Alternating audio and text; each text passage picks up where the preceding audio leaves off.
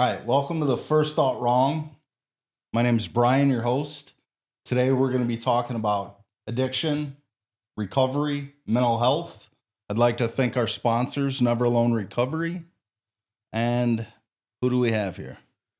Austin Wynn, not to be confused with Austin Wayne. Actually, he died. Delete that. Don't put that in there. I feel bad saying that. My name is John Hayes. Welcome, guys. So let's get into it. So I'm going to start with you, Austin. What led to your addiction? Jesus, dude. Coming right out the gate with that one. Oh, man. Inability to cope with life, both good or bad. I think just low self-esteem coupled with a tragedy and an inability to deal with it. I would say kind of sums it up. Okay. How has addiction affected your life? In every way. I think it is my life in a weird way. It's I feel like a pretty deep acceptance of who I am and helped me get to know myself is very painful for everyone that endured it with me and me. And I can't undo the pain, but I wouldn't have changed a thing. I don't think I'd be who I am. I don't think I'd care about life the way that I care about life without having gone through that. Johnny, what led to your addiction? That's a good answer. That was a really good answer. What led to my addiction? The idea of fitting in, was always a big one. And I grew up in a alcoholic, drug addicted family. My earliest memories were, my uncles and aunts and mom and everybody, drinking and using drugs. And, it was weed, it was drinking, and I didn't see cocaine, but it was talked about, So when it came time for me to try drinking and drugging, of course I was going to go. That was what my family did. It's what everybody did around me. And then it just, and getting into high school and all that jazz, it was like, it just was the thing, and all the people that I wanted to be like and be around drank and drugged. So, it was inevitable. So how long were you stuck in active addiction? I was stuck in active addiction from the time I first took my very first drink, which was somewhere at 12 or 13. And I stopped drinking and put the plug in the jug 2 months after I had turned 26. So 13, 14 years of active addiction. Congratulations.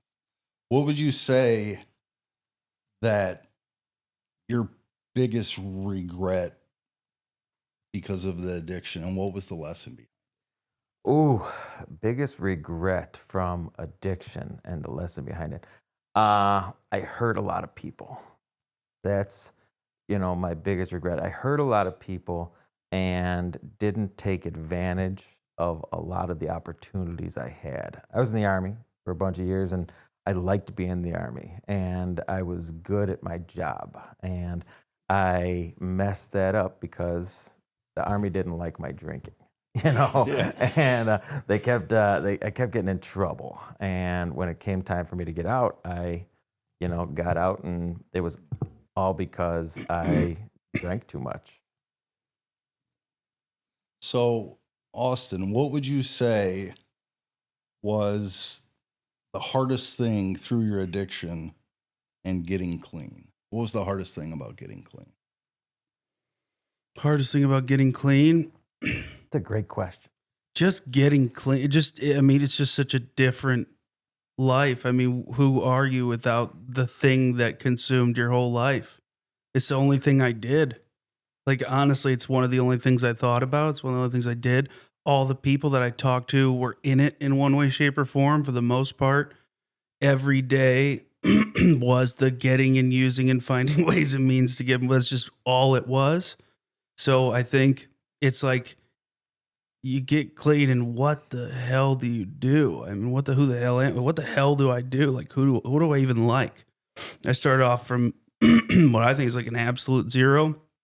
I was very fortunate to have a really good counselor and a treatment facility that what made me start thinking about that who I am question, which was like, okay, what makes this so hard to stay clean? It's like I failed all these other times. Why? It's because I didn't go into it with any sort of like intention to become someone. Like I didn't. So she asked me, what are your values? And I just sat there like an idiot. Like I know she was like, just name one. I'm not kidding. I don't think I'm an idiot, but like I couldn't name one. I just couldn't. I couldn't even like, I don't know. So she hands me a list, like I'm a fourth grader, and says, pick one. I was like, okay. And the one that came to my mind was integrity, because she then said, okay, who's someone you respect? And I was like, oh, my dad, I respect him. He tells the truth. Like, because on the way to the treatment center, my dad was stopping to get me some shit or whatever, and someone gave him like the wrong change and he gave it back. And in my head, I'm like, dude, you're an idiot. What are you doing? It's free money. What would you do? He's like, I don't want it. I don't want it. It's not mine. It's just the right thing to do. So I think that was stuck in my head. And that kind of led what I think was like the cascading changes to like actually become a person. Because I think you descend into like just complete animalistic behavior. It's pure survival. There's no like person behind it at the end of the road. It's like just one function. I must get to this outcome or no other. There's no other odds. I must get to this outcome or it feels like I'm going to die. Yeah, you lose who you are. For me, I never knew who I wanted to be. And somebody told me, well, think of who you don't want. And that was a lot easier process to figure out who I didn't want to be than who I actually wanted to be. Did you watch that Matthew McConaughey TED Talk? It's an absolute banger if you haven't seen it. He actually talks about that. That's why I said, he's like, if you have no idea who you want to be, there's no way you're going to figure it out. You have to decide who you're not going to be first. Start there. A lot simpler. McConaughey. And then for me, like with fucks, dude. Why it took me so long to get clean is because I feared that first week so deeply, the withdrawal and the sickness, that I let it rob me of years of my life. A week of withdrawal robbed me of years of my life. And it's like, wow. When you get sick anyway, that's the irony. Well, it becomes a coping mechanism, and it's how we deal with life. And it doesn't start that way. That's the most fucked up thing about drugs and alcohol. When we started drugs and alcohol, it was like, fun. And it was to experience more. And the more you go through life with it, the more it becomes a part of everything. And, it's like, how do I fix sad? How do I fix mad? How do I get happy? And, and there's all sorts of chemicals in the brain, the endorphins and all the different things that, are blocked because of alcohol and drugs. So the fear of not knowing how to deal with life, the fear of not knowing how to cope with these feelings without the best friend, which is alcohol and drugs. The meetings that we go to, a lot of people talk about how alcohol and drugs are my best friend. And it's because I leaned on that alcohol and drugs for so long, and now who am I going to lean on? What am I going to lean on? What am I going to do? It's these questions that go through my mind, and that's hard. Yeah. It's like a divorce. It's like a divorce. Getting sober is the hardest thing in the world to do for an addict. An addict who wants to get sober, getting sober is the hardest thing in the world. Staying sober is a lot easier than getting sober. It reminds me of a Brantley Gilbert song where he talks about, you don't understand that I'm pouring out my best friend. And like, that's what drugs and alcohol were for me for a long time, like you said. And they were the solution to all my problems. They made me better at everything I did. They covered up all those feelings, all that self-hatred. But in truth, they just made me hate myself more. As you're saying that, it's like, you think of it as like a vacancy of self-esteem. There's none. It's like negative. It's like a black hole. Like anything that comes in, just gets suck it out.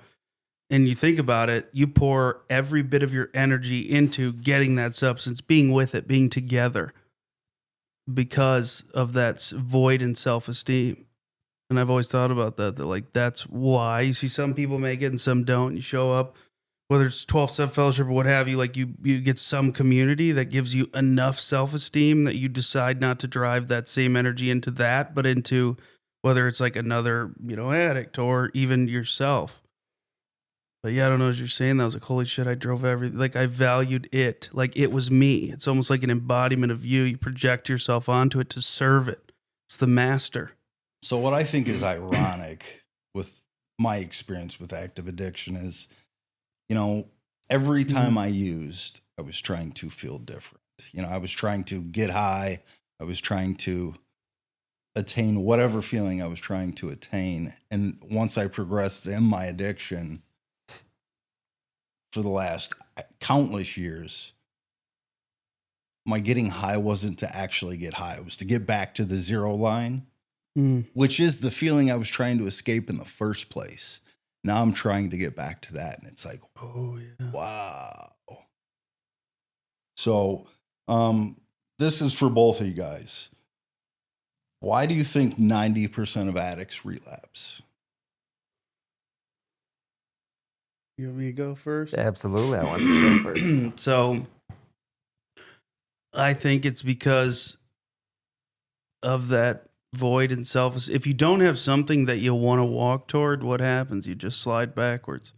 I think part of it is like there's just nothing on the other side of it. Like I said, you start from absolute zero, you have nothing.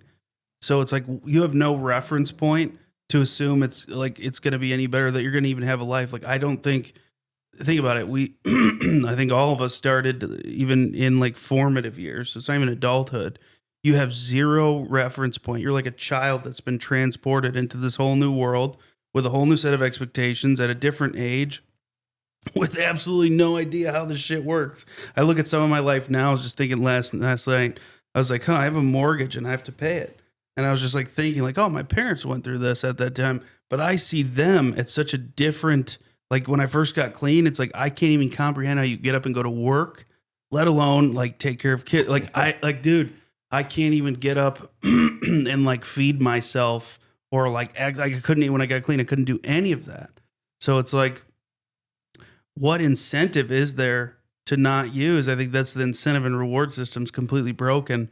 That's why the connection part, when I first got clean, I think the thing that saved me, that fucking saved me and kept me around, is just the stupid bullshit we would do. Go out to eat and you just like, walk around and tell dick jokes and bullshit and eat at some shitty diner and you're there for 4 hours and you're fucking around, and punching each other like stuff children would do, or like having some bonfire. I used to love just burning stuff, couches, what have you, whatever you can get, which, sorry, Rodney, I'm forever banned from his home for that exact thing. We burned a whole storage shed of material. It was garbage, so whatever, fuck him. But it was a blast, dude. But like pure presence that night. When I think of that night, it was me and Nate. It was actually a first date with someone. So I bring this chick on a first date to basically a drug addict gathering with Nate. with Nate. We get to this thing, and then it turns out that there's a big fire, and hey, there's this shed full of what I considered to be straight up garbage. Let's do this.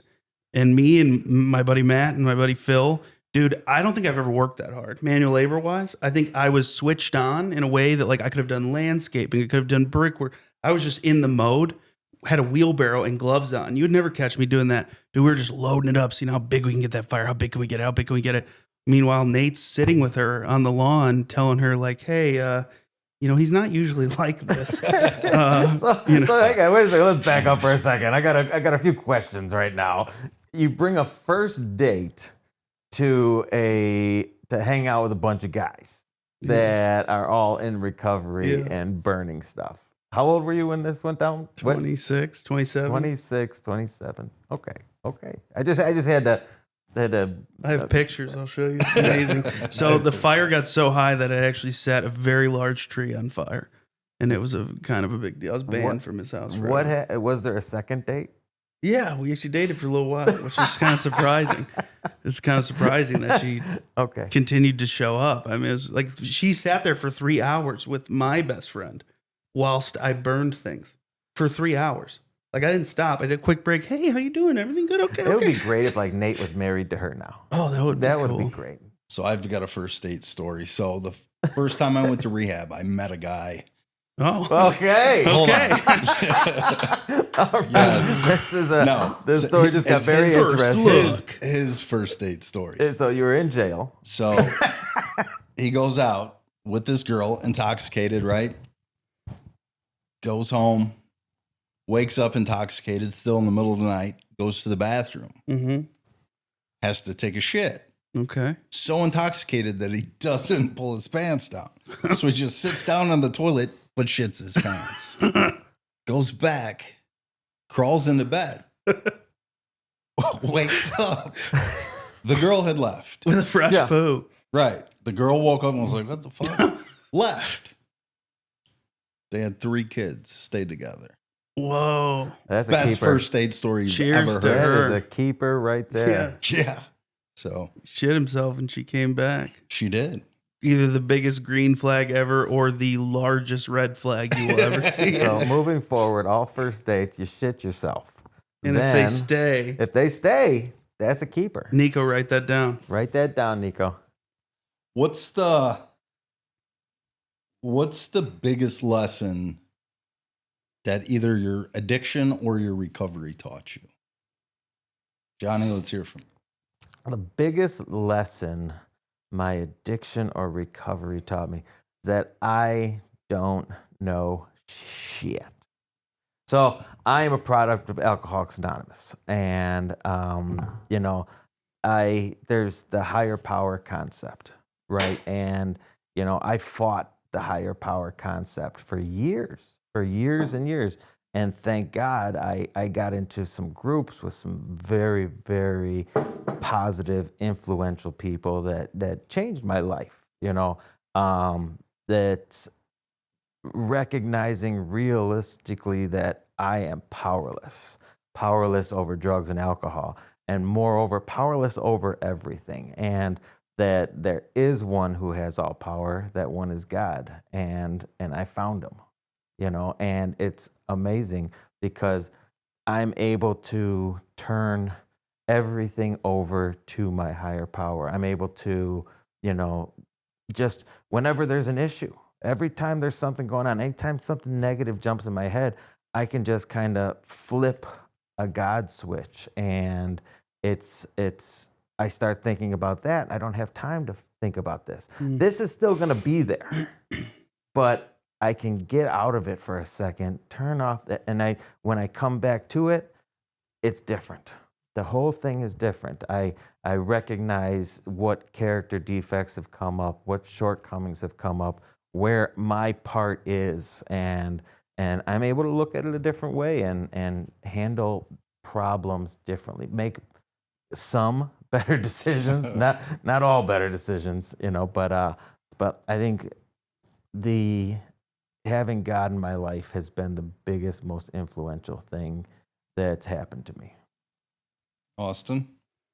You got to repeat the question because. No, feedback to his answer. Oh, yeah. I mean, I agree with the same thing. I mean, I don't like it. I still don't even like saying it. As you're saying it, I was like, I hate that. But it's true. And you and me have talked about this at length many a times, that I definitely fall into the trap of I think I know until it hurts really bad. So I think he's spot on. It's like, and I also think it's like you've been doing this 20 years or so. So it's like I think it's set in for you versus, I'm only 8 years in. It's like I know it's true, but even now as I'm saying it, I'm like, wow, I know some stuff, but do I know? But that approach is, I think, the key to like just being happy. Like if you go into it just being curious, you just enjoy life more. And the God thing, belief, whatever you want to call it, that absolutely, like that feeling of security that sometimes I push away, and I don't like it. It's always there. I think whatever that is, I push it away. I definitely do. I eschew it, and then I try to think that I just don't think about it.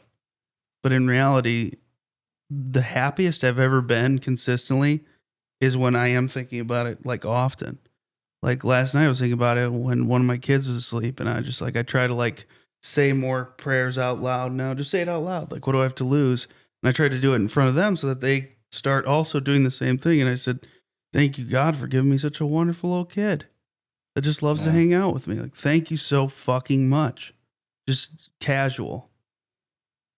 It's amazing how everything evolves, right? We're always in a state of evolution, and what we thought about 5 years ago isn't what we're thinking about today. And it's and it all takes pain, right? Some sort of pain that puts me to another place. And pain is what inevitably led all of us to being sober, right? There was pain, didn't want the pain anymore. We're willing to go to any length to make that pain go away. So we actually went past our fears and managed to get clean. And it's amazing, right? But then we get into this program, we learn new things, we start applying them. But when are we going to apply them? After we get a little pain. We got to get a little pain. The gift of desperation. The gift of desperation. And it's in sobriety. I'm 21 years sober, and I went to meetings for a long, long time every day, and it was wonderful, and it was easy. Life was easy. Life is pretty easy when you're making a meeting every day, But then you actually have to go out and live a little life, and things were phenomenal, and kept going to meetings and kept doing this, and then slowed down my meetings and picked up on life, and suddenly I'm steering the wheel again. I'm in charge. I'm taking control. I can do this. I can do it. And I could, and I did.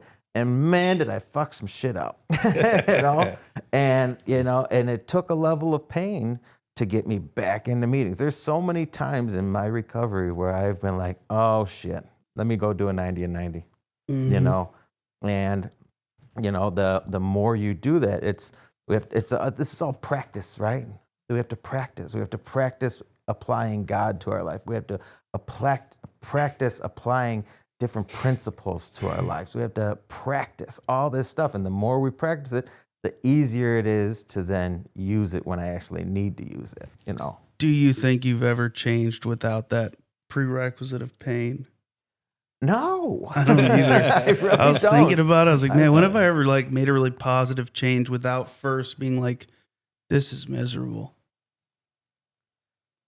Yeah, a certain level of pain is not a horrible thing, and that's, everything is meant to be, right? Everything is predestined, and God damn it, just interrupt the whole thing. Just do it. Just interrupt the whole thing. Flow is destroyed. You're right where you're supposed to be. People will die now because what he was going to say was going to save lives, and now he's not going to say it. Damn, that was a lot. Yeah, just lift that whole joint.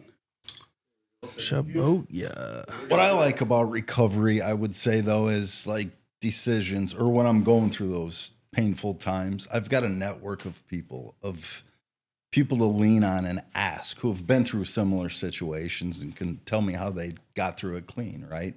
Because I had no clue. I struggled a lot with asking for help. I grew up with two older brothers and my dad, and very, punch in the chin kind of family where it was tough love and it wasn't much vulnerability. So like having a network of people that have been through what I'm going through on speed dial. I've got most of my contacts in my phone are people from recovery that have experienced the same things I've experienced. So that's what I'm grateful for. So next question. How do you use what you've learned in recovery to achieve goals in your daily life? Whether it's business, family. I don't. You don't? Yeah, I'm against that. Yeah, so leave that. I don't know. How do I use what I've learned? It is me. I don't know. I was always told that if recovery comes first, then you don't ever have to worry about what's second. You won't have to lose anything. But whatever you put after it, be willing to lose. Like whatever you put in front of it, be willing to lose. And like I think that's kind of like whatever. But on the same token, it's like if everything I do is in the like I don't know, ballpark of recovery. Like I don't go like take Saturday off and like, oh, now I go drink casual beers with Right. people because they're doing it, right? Like it's my lifestyle. It's like me and him will go to work related things. We'll be the only two people there not getting fucked up. And people will ask. And it's actually one of my favorite things because they first ask and then they go, oh, come on, let's have a drink. It's like, no, man. Oh, okay. I respect it. Then you get about 4 or 5 drinks in. You know probably exactly what I'm thinking. I'm thinking of the Vegas trip. Oh, you don't think I'm an addict? I mean, I'm not an alcoholic. Then they start justifying how they're not an alcoholic. It's like, man, I don't have a drinking problem. It's just I like to get really drunk on sometimes. And it's like they just go on and it's like, dude, we didn't even ask. We didn't say anything. I didn't tell you.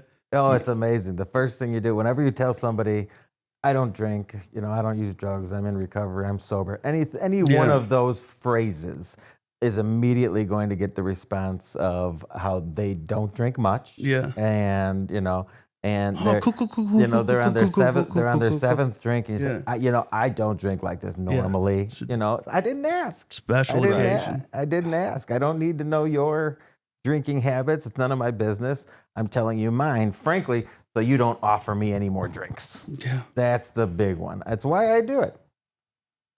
That and to be of use every now and then. Every now and then it's nice to be of use and, them knowing that I'm in recovery and stuff like that. If they have a problem, if they have an issue, they got somebody they can talk to. I like that part of it. I would say like that's the door opening where it's like the ones I like. It's like where I'm in a casual instance and it's like, oh, what do you do? And I do this and it's like, oh, I've been clean sober the last 8 years. It's like, oh, okay. And I could see it on their face like they want to talk. It's like, okay, cool. What's going on? It's like, oh, my nephew, my son, my bro. You know what I mean? There's always everybody knows somebody. So like.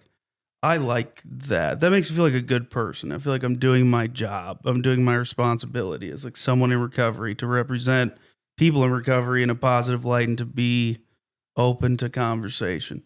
But as far as the principles, I think that they're in everything that I do as much as I can, even to my own detriment sometimes where I confuse like tenets of recovery with like other things. Like you've seen that before. It's like, dude, fire that person. Like, what are you doing? Well, it's like, let's be compassionate. It's like I take it way too far sometimes. But I think that it's a good part of me that like, I don't know, for me, for one, it's like, I'm glad my kids will grow up with that. I hope that I feel so lucky. Like I see other people and I'll talk to them and they feel really fucking alone and they never use drugs or alcohol in their life. I was like gifted. Yeah. A community, friends, something to belong to, something to believe in, something to talk about, to where like you go anywhere and you go into, recovery community or whatever, you're going to fit in pretty easily right off the bat. So it's like you got a guaranteed friend network pretty much anywhere in the world. Like that's a treat. I feel like people that don't even struggle with substance abuse could benefit from recovery or the 12 steps of recovery and the principles that we live by. I mean, everybody can benefit from the 12 steps. I mean, we are all broken. I don't care. Right. I don't care who you are. Anybody in this room, anybody in this city, anybody listening to this podcast, it's irrelevant. There ain't no Mother Teresa's. Everybody's broken. And it's messed because nobody will admit it. You go up to somebody, you haven't seen them in a while. How you doing? Fine. Things are good. When all actuality, it's not good. Right. But nobody is the wherewithal to just say, you know what? I am broken. I am fucking broken, and I need to talk to somebody about it. And thank you for asking. And unfortunately, you asked, so now you got to listen. But I mean, nobody, asks for help. I mean, so there comes in it takes pain, but. I talk at the detox units and I talk at rehabs and stuff like that. And the detoxes that I've been going to, most of the time, I'm not dealing with alcoholics and drug addicts. I'm dealing with people that are there for depression or anxiety or whatever. And, I can talk to them about it because you know why I drank and used a lot of drugs? I was depressed. Right. I had anxiety, So the 12 steps, which helped me in my recovery and all that other stuff, it helps for all that other stuff, and we're all broken in some way, shape, or form. So you brought up something that made me think of a situation I placed myself in a couple of years ago. I was still getting high, and I'd just been in an accident where I was in a coma and basically broke everything on the left side of my body. Nice. And I was in California at a 12-step convention, and everybody's in recovery. Everybody at the table's clean but me. There's probably 15 of us. And a new member walked up to the table to join, seen me in my sling and all my get up. And he was like, "How are you? My name is Jimmy." And my response to him was, like most people's response is, "I'm fine," or "I'm good." I responded, "I'm alive." And he got down in my face and he said, "We're all fucking alive. How the fuck are you doing?" And I was like, "Ah." And like, mind you, this guy's like 6'2", East LA Cholo gangbanger.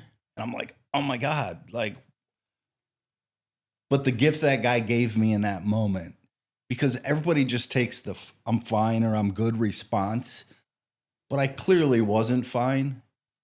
And he took the time out of his day to dig a little bit deeper.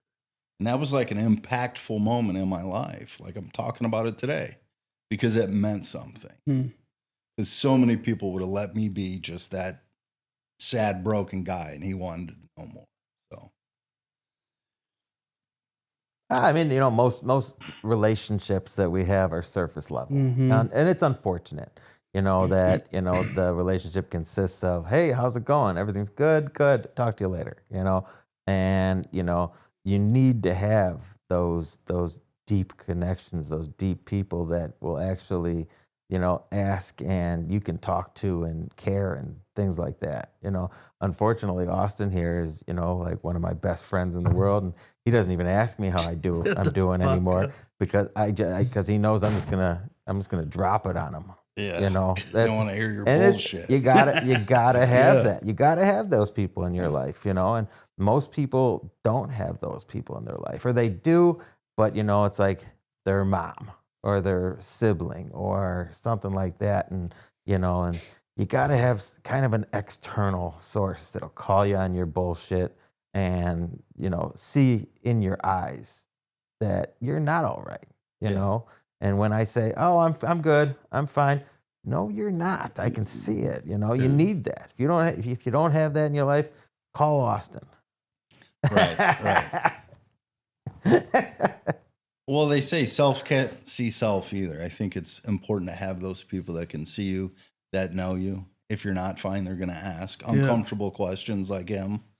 We were driving home from the airport the other day, and he asked me some uncomfortable questions, and he could sense my resistance, and he's like, "No, let it out."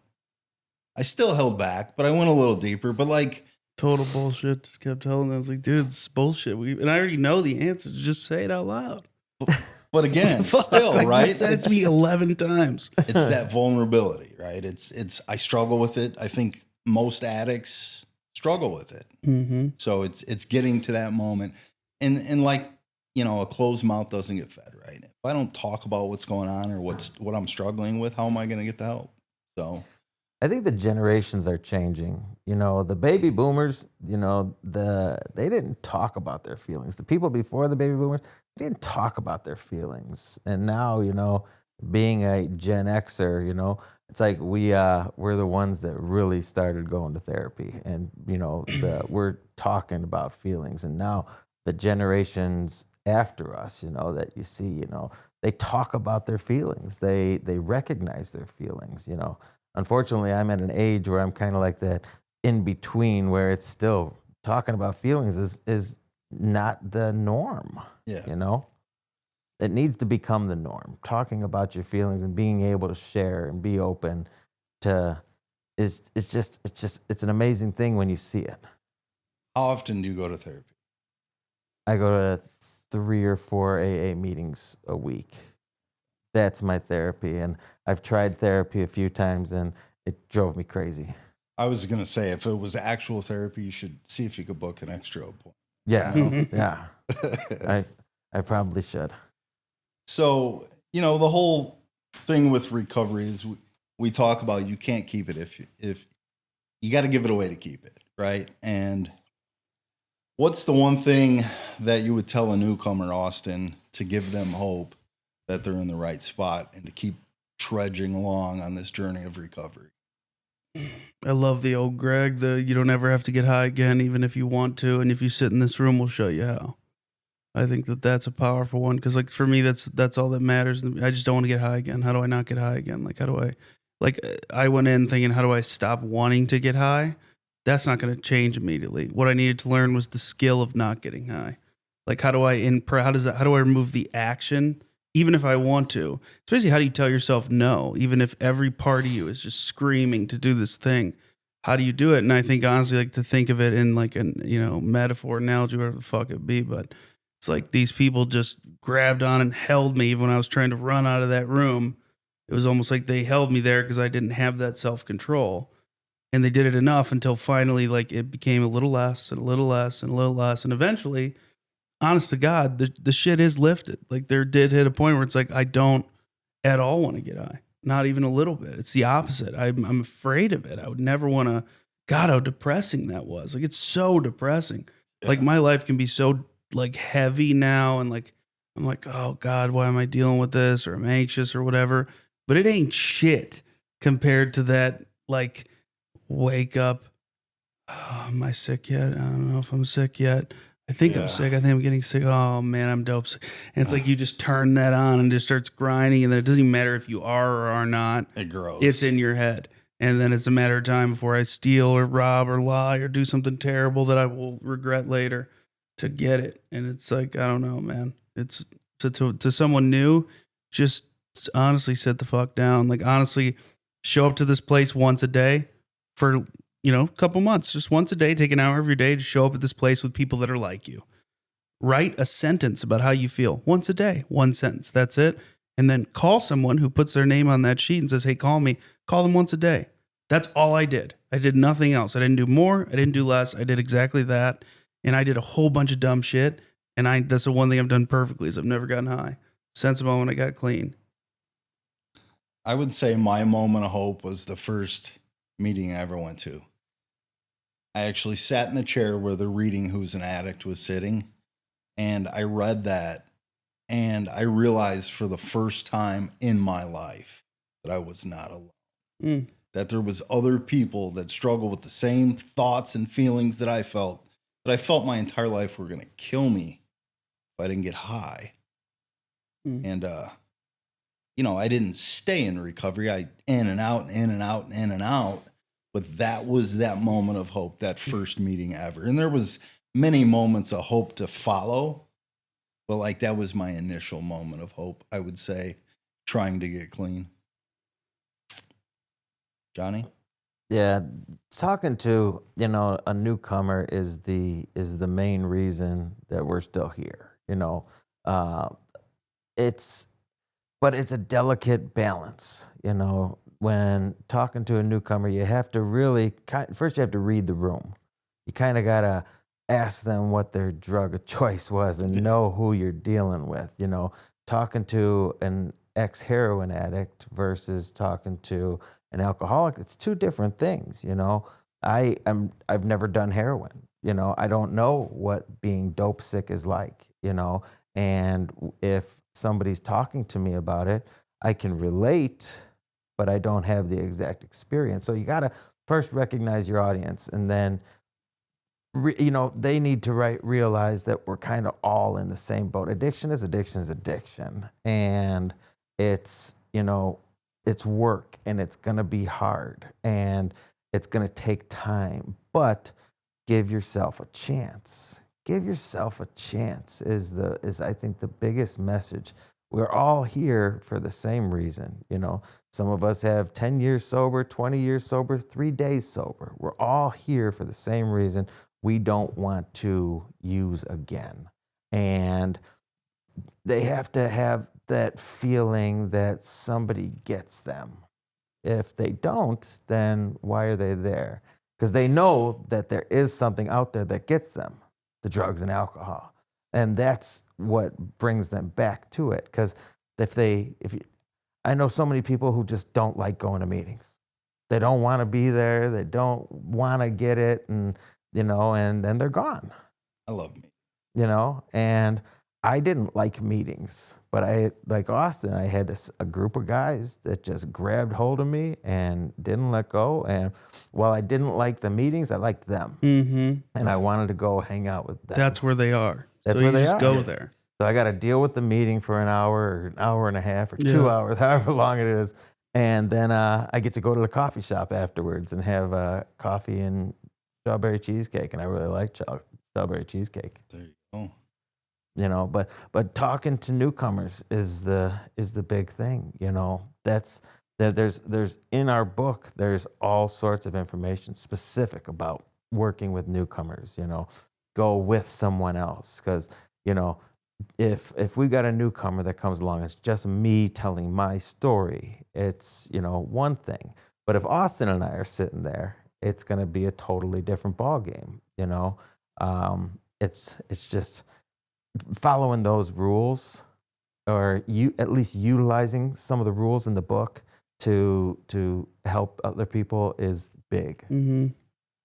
And you got to know those, and you got to get into the book. And that's another thing. A lot of people don't want to get into the book. It's another thing with the evolution. Yeah. It's a few years in. I don't think I got into the book until I was like 7 or 8 years sober. And before that, I was just going with the flow. And then once I got into the book, that's when I actually was of service, I think, and actually became someone who could help other people. I used to always say, like, I'm not going to do the book. I'm not going to read that. Like, I was terrible in school. I hated school. Like, why would I do that? I'm just going to stay clean. And, once I got into the book, I realized it's like holding up a mirror, right? I'm looking at me. And like, let's be honest, I'm my favorite topic, because active addiction, it's all about me, just fully self-centered. What can I get? What am I going to get out of it? That's how I lived my life for a long time. And now I've got some perspective on myself, and I've got a life beyond my wildest dreams today through doing all the things that I resisted for a long time. So I'm grateful to do that. We're about to wrap up, but I want to give you guys a chance before we do so. Closing statement to somebody out there struggling with addiction right now. Kind of what I said earlier. Just, I don't know. See, I feel like I'm pandering a lot of times when I say this. Like, it's a whole thing. Like, if I could put you in my shoes for 5 minutes, you'd never do it again. Instantly done. It'd be over. It'd be over. It would just be done. Like, just being able, feeling free enough that, like, let's say I wanted to, like, go stay somewhere for a few days, or like, for instance, with the concerts we've gone to, where it's like, hey, we're gonna drive 6 hours away, go to some I'm not like, oh, I gotta get it, I gotta have, am I gonna be okay, am I gonna have enough, like, I can't be away from my base of things. Like, it's like I can just go. It's like, fuck, do I have a charger? All right, cool, it should be fine. Tell my wife it'll be all good. So I think it's like, I don't know, it's you can do anything. I think being an addict is an advantage, personally, if you can find your way into recovery, because we have a deep-seated kind of drive that is psychotic. I mean, it's relentless and psychotic, but it has made me into someone that I actually don't mind being most of the time. And it's made me into someone that, like, my kids can look at, and, like, whether you have kids or not, just imagine another human being looking at you with respect. That's something I didn't think I experienced a little when I was younger, but didn't for a decade.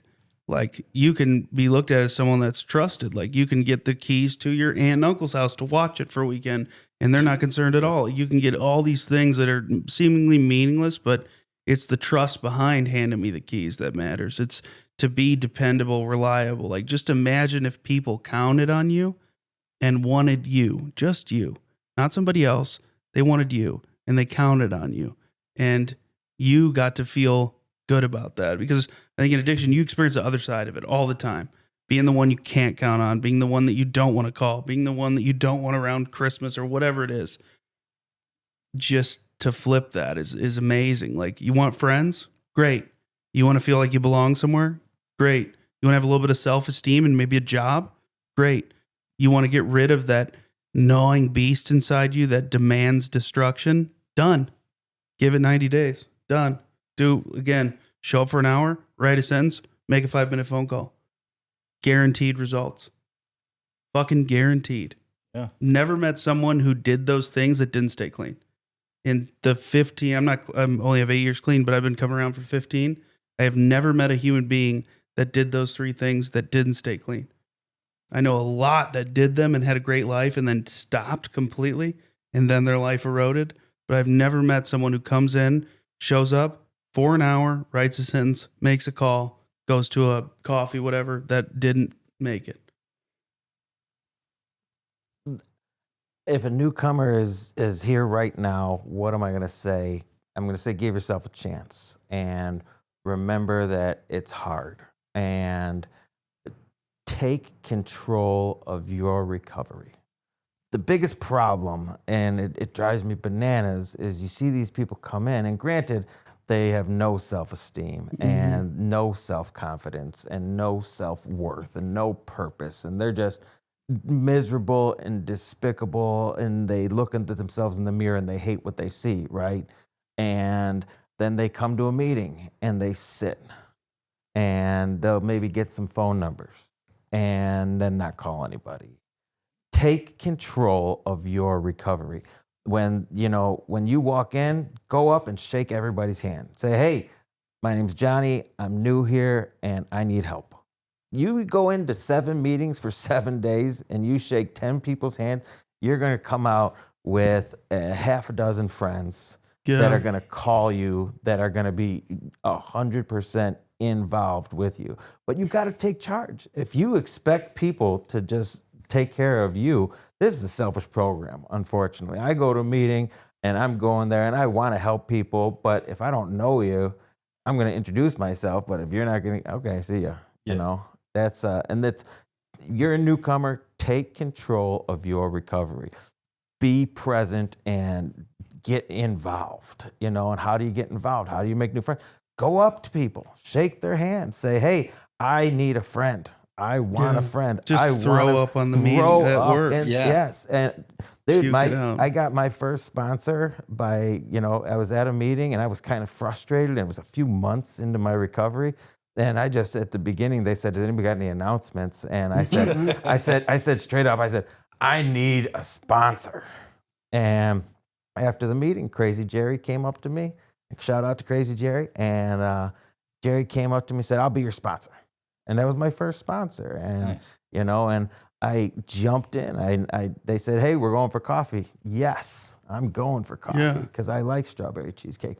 But I also went and I made real friends that I've still got from 21 years ago, and it's amazing. And, and they're the reason that I'm still sober. Yeah, and it doesn't matter if you don't have shit. I don't think I paid for anything for a while. Because I did, the first time I ever came around, I couldn't drive a car. I didn't have any money, and people just looked out for me. I mean, that's a cool thing. I think that's one of the big things that opened my mind. Wow, you don't even know me. And it's $2, whatever, $3, but still, it's the principle of no, don't worry about it. You'll get it. And so now, if I'm in that situation, it's just you do it now, pay it forward. That's the thing. You got to take charge. You got to do something. The people that go to meetings, leave, and say, "Oh, I just didn't get it." Yeah, no, it's because they said, "Hey, can you give me a ride?" Yeah. Hey, can I go with you? Get rides from people. Yeah. I don't want to go home. That's what I said. Yeah. I really don't want to go home. Is there any way I could just even sit in the car while you're in there? Get involved in the fellowship. The fellowship will save your life. Definitely. So I would say to the newcomer or the person struggling in active addictions, I would say, I see you. I've been you. And I made it out. You can't. I'll do that again. You couldn't. The mic was too far. I'll just repeat that the way you did it because the mic cut out. What I would say to somebody struggling with addiction still is I see you, I've been you, and I made it out. And you can too.